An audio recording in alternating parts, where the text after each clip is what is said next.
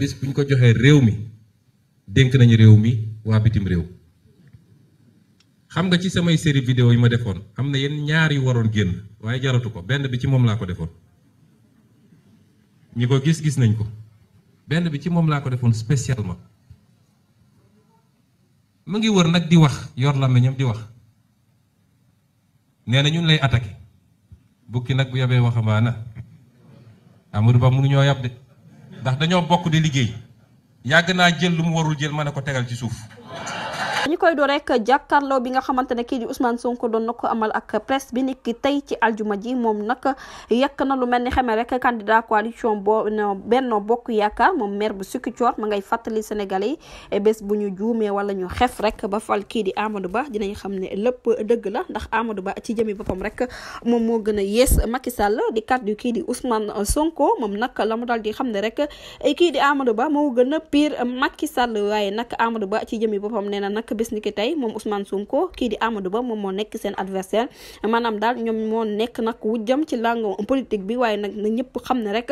moom moo gën a yées Macky Sall bés bu ñu juumee rek ba fal ko rek dinañu def erreur boo xamante ne rek irréparable lay doon di kaddu kii di Ousmane Sonko nee na nag kii di Amadou Ba bëgg na lu yomb bëgg na nguur bëgg na xaalis bëgg na nag lépp loo xamante ne daal lu yomb la mbir mu nu mel nag mu ngi ko xam rek ba mu nekkee ca impôt waaye nag à chaque fois bu doon jéem a détourner li nga xamante ne rek moom mooy allu askan wi moom ci jëmee boppam rek da koy daal di bàyyi xel ba noppi rek di ko laaj fan la koy def ak nag nan la koy def ndax moom ci jëmee boppam en tant que simple fonctionnaire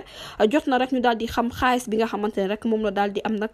mu daal di ci indi ay leeral di kaddu yi nga xam ne kii di Ousmane Sonko daal dina ko yëkkati ci conférence de presse bi nga xamante ne doon na ko amal ba tey kii di Ousmane Sonko daal dina yëkkati kaddu nag ci tànn bi nga xam ne tànn na ko kii di Bassirou Diomaye Faye nee na nag tànneef bi du hasard kii di Bassirou Diomaye Faye rakkam la te xam na li tax mu tànn ko mbir mu nu mel Ousmane Sonko moom moo ko daal di xam ne ngir jàppale candidat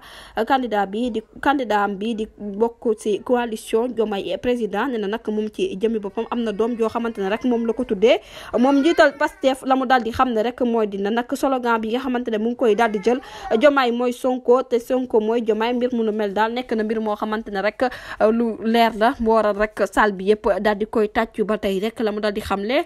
kii di Bassirou Diomaye Faye nag moom yëkkati na ay kàddu ne nag jot naa waxtaan ak doomu Macky Sall ci atum 2023 moom ci jëmi boppam jëloon na responsabilité contacté doomam jile ginnaaw discours bu nga xamante ne defoon nañ ko ni ko 3 juillet pour wax ko nag na daal di dem moom papaam na daal di dem bu waree dem moom ci jëmi boppam rek waxoon na ko sa papa na décidé nag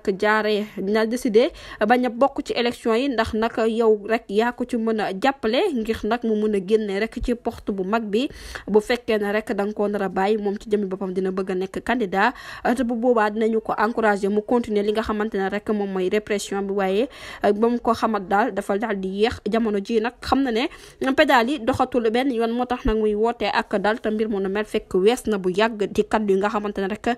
kii di Bassirou Diomaye Faye candidat coalition Diomaye président daal dina koy yëkkati jërë ngeen jëf ci teewlu bi bu leen fàttee abonné bés cloche de notification ngir amaat yeneen i info. Mbokk yi